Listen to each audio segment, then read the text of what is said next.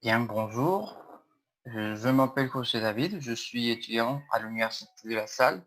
Par rapport au profit des étudiants des Français dans le collège où je travaille, ce sont des adultes, c'est en CINDEA.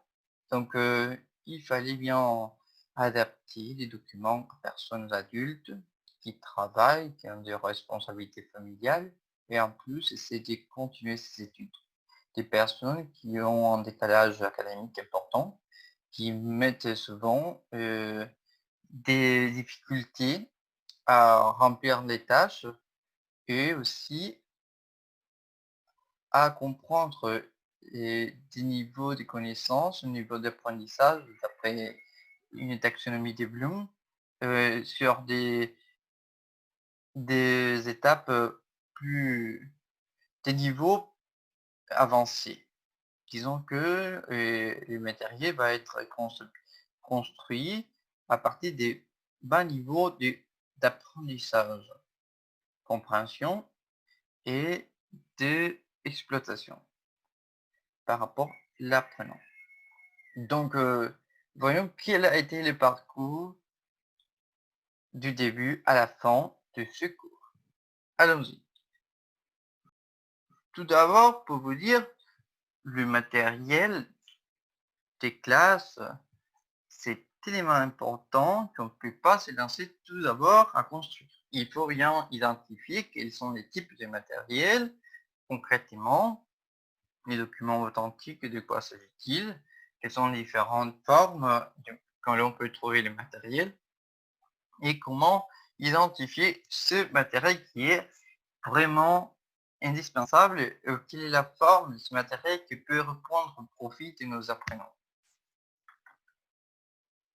Donc, parlons de la sélection et la didactisation comme les deux premières étapes dans le choix de ce ou la différenciation de ces documents. Par rapport à la sélection, on aura bien la forme, et si c'est un document scriptural, oral, sonore, iconique, télévisuel, électronique. Dans notre contexte mondial, on va privilégier l'iconique, l'électronique, le télévisuel, l'oral, le sonore et le scriptural en tant que numérique. Mais voyez que la distance de l'apprentissage permet aussi de mettre en pratique. Couramment, on n'emploie pas toutes les formes en classe, sinon on va privilégier en classe présentielle et scriptural, et l'oral quelquefois et l'iconique. Pas trop souvent, mais il arrive qu'on utilise l'électronique pour ces étudiants qui ont des habilités sur le smartphone et sur l'ordinateur. Quelles sont les sources que l'on peut utiliser pour trouver ces matériels? Il y a plein de sources, il y a beaucoup de sources que l'on peut employer. On trouve aujourd'hui d'une façon très simple les sources électroniques et les sources conventionnelles.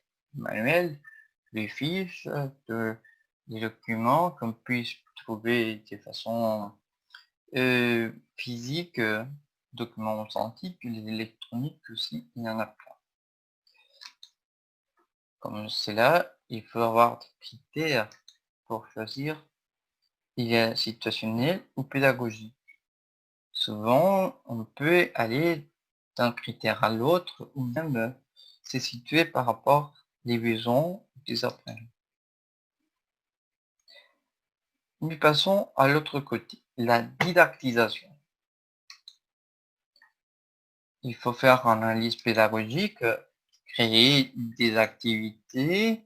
Quel type d'activité il faut mieux présenter pour les apprenants? L'adéquation entre sport et activité, comment présenter ces activités, comment ils vont pouvoir les développer. La rédaction des consignes, nous allons le travailler tout au long du cours. C'est très important pour dégager ou pour aider les apprenants à dégager les exercices, la tâche qu'ils doivent réaliser. Et finalement, la présentation est la forme finale de l'activité ou de la fiche du document. Mais voyons, qu'est-ce qui veut dire un matériel de classe? Un des soucis les plus fréquents chez l'enseignant, c'est de ne pas savoir où donner de la tête à la recherche du document concret. C'est-à-dire, il y a tellement d'opportunités, il y a tellement de sources, il y a tellement des endroits, des manuels, qu'on ne sait plus quoi faire. Donc, comment limiter les marges d'action? Comment se centrer vraiment dans ce qu'on a besoin? Faisons un petit parcours qui va nous aider à continuer. Donc, il faut faire la lecture, il faut identifier l'approche globale du document.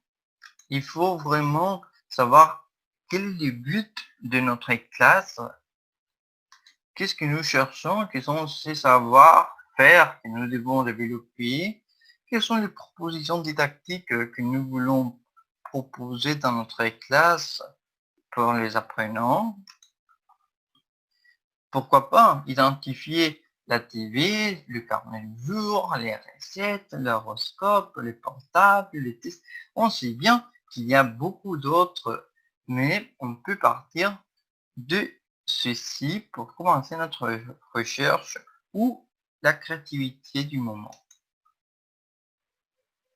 Quels sont les types de documents authentiques que nous allons chercher? Ah, nous avons déjà dégagé quels sont les savoir-faire, comment est-ce que nous voulons les présenter en classe, mais quels documents allons-nous utiliser? Il y a différents types. Il y a les textes médiatiques, des textes du quotidien, les écrits dialogues, les écrits professionnels, les écrits littéraires, et beaucoup d'autres, mais on peut identifier ou classifier la plupart des documents authentiques dans ces types que l'on vous présente. La situation en classe, comment allons-nous la dégager ou la présenter? Les textes finaux que nous allons construire et les stratégies de lecture. Le lecteur cherche cohérence textuelle, la recherche d'éléments sécurisants face à la tâche, la recherche d'une charge cognitive moindre ou la recherche d'une motivation de lecture. Choisir un document pertinent, utile et favorable pour développer notre classe. Importante, une façon qui puisse nous faire repérer facilement, soit à nous-mêmes comme profs ou nos collègues, puissent vraiment identifier d'une façon simple les moments de la classe, le déroulement de la classe et les documents à rapport. La fiche pédagogique, bien sûr, va nous permettre et c'est suivi des actions et des moments pour trouver la place, profiter bien du temps et gérer favorablement la classe. Avec une fiche pédagogique bien élaborée, on n'a pas plus à se plaindre, on n'a pas plus à s'inquiéter de ce que ça va se passer, comment est-ce que ça va se passer et qu'est-ce que je dois dire. Tant pour le prof qui a créé la fiche ou celui qui va l'utiliser. Donc la fiche pédagogique fournit vraiment un outil important pour la classe de FLE. Il y a différents moments, il y a le nombre de l'activité, il y a les compétences, d'une à l'autre fiche, tout cela va changer, mais on peut tout à fait parler de la grande opportunité qui dégage, ou l'on peut dégager par rapport l'activité, par rapport à la construction des fiches dans la classe. On parle de tous les points importants à repérer. Voyons la durée, voyons le niveau des apprenants, les compétences privilégiées, On peut parler aussi des moments de la classe. Et bien sûr, une chose très importante, c'est le matériel nécessaire. Où est-il? De quoi s'agit-il? Qu'est-ce que nous avons besoin? Et le mettre au clair. Et quels sont les savoir-faire, les savoirs conceptuels et finalement la démarche de l'activité. Donc, petit à petit, on s'est exercé, on a trouvé la façon de faire, on a trouvé que cela devient de plus en plus facile de construire ces fiches pédagogiques, que ce soit par rapport à un sujet, soit par rapport à un document, soit authentique, soit didactisé, soit en manuel ou soit en objet. On peut bien se débrouiller avec une fiche qu'on a bien appris à systématiser, à employer pour que tout le monde puisse l'utiliser. Aujourd'hui, plus que jamais, il est nécessaire de nous fournir des bonnes fiches et fournir nos collègues aussi à leur tour pour partager notre travail. Mais une des choses aussi importantes apprises pendant les cours, c'est la construction des consignes. La consigne doit être claire, doit être courte, doit vraiment mener les savoirs les connaissances des apprenants pour bien identifier qu'est-ce qu'ils doivent faire. Être écrit sur une forme concrète qui va aider les apprenants à faire ce qu'ils doivent faire et pas se poser plus de questions de ce qu'ils en ont besoin. Donc, la construction des consignes, c'est hyper important. Disons que c'est un point toujours à prendre en compte. Mais on a bien travaillé là-dessus.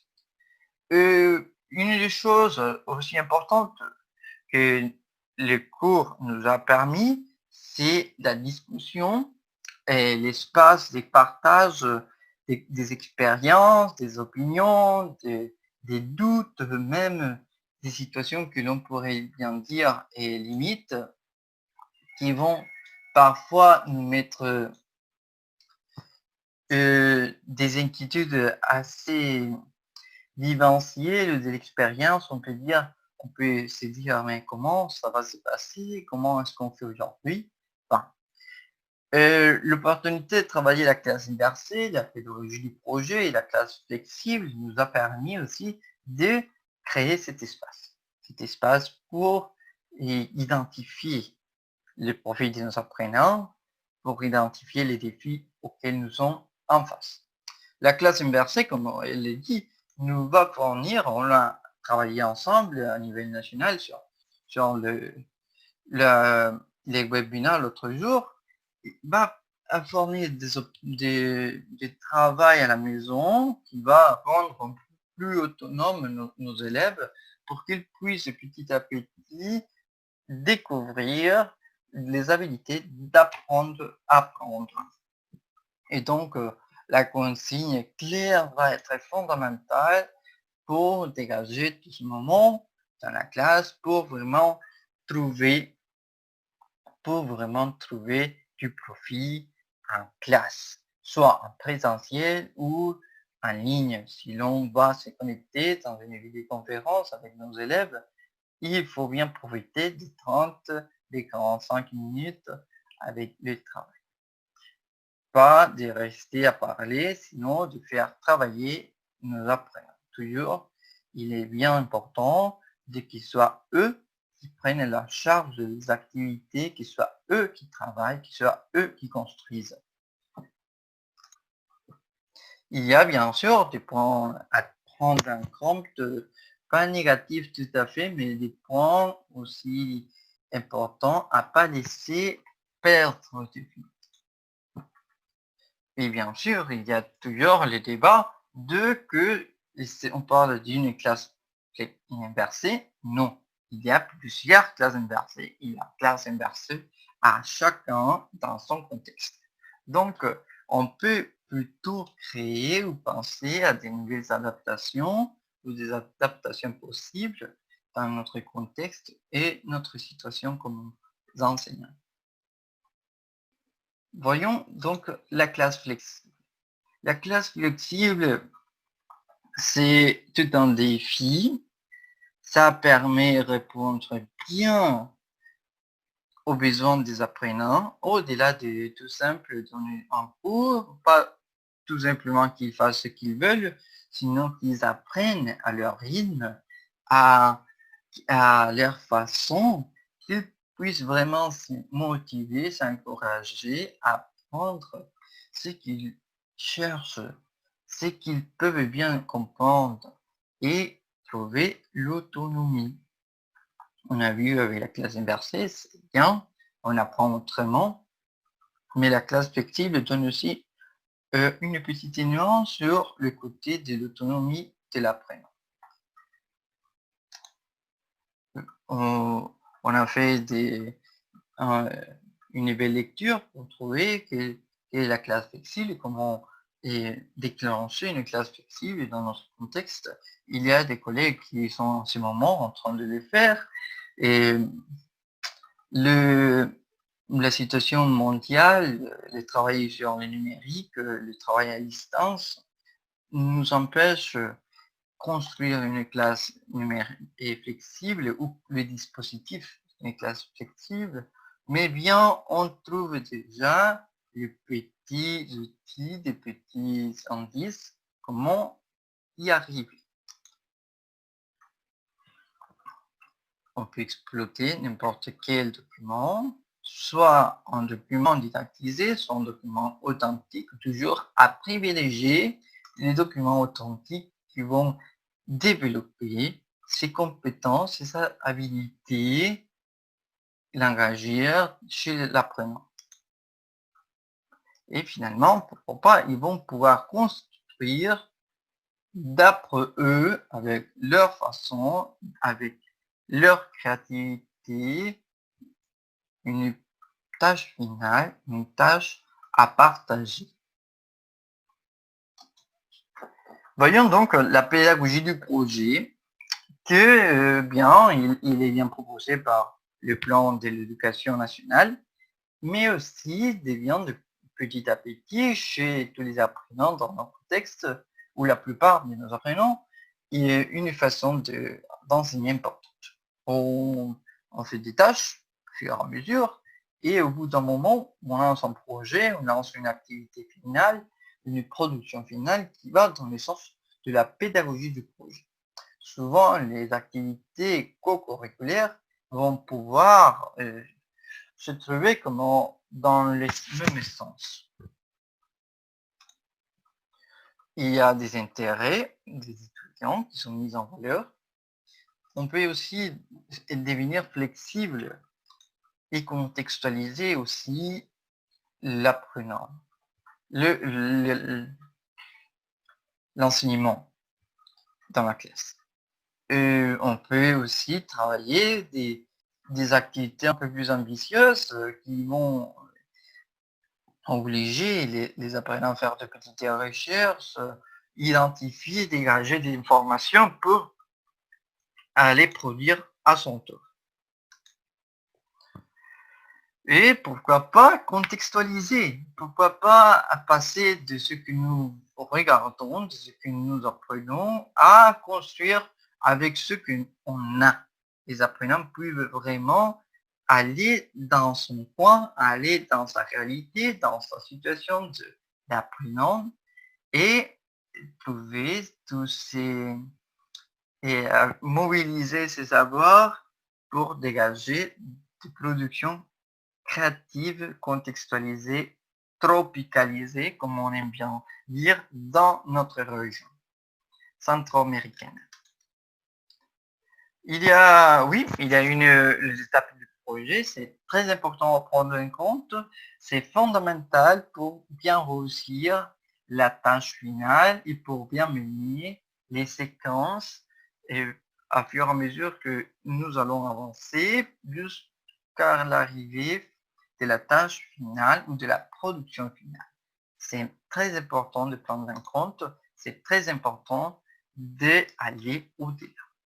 Donc, pour cela, on peut bien parler de le numérique, on peut bien parler des outils numériques, des formulaires, des applications, des vidéos, tout lié à la tâche, tout lié à la fiche pédagogique, tout lié dans le sens de faire apprendre nos apprenants qui vraiment ont besoin de créer, développer ou même de trouver chez eux l'autonomie dans l'apprentissage qui va vraiment les aider. Dans le but toujours de créer un espace d'apprentissage libre, flexible, enthousiaste, qui puisse permettre nos apprenants d'apprendre la langue française dans un moment de partage, dans un moment de convivialité, d'aisance, où tout le monde est bien. Bon, merci beaucoup de nous enseigner tout ce parcours. Merci beaucoup vraiment de nous faire apprendre ces nouvelles méthodes d'enseignement. Et bien sûr, merci de nous soutenir toujours pour devenir de mieux en mieux après enseignant. Pour devenir de mieux en mieux enseignant. À très bientôt. Au revoir.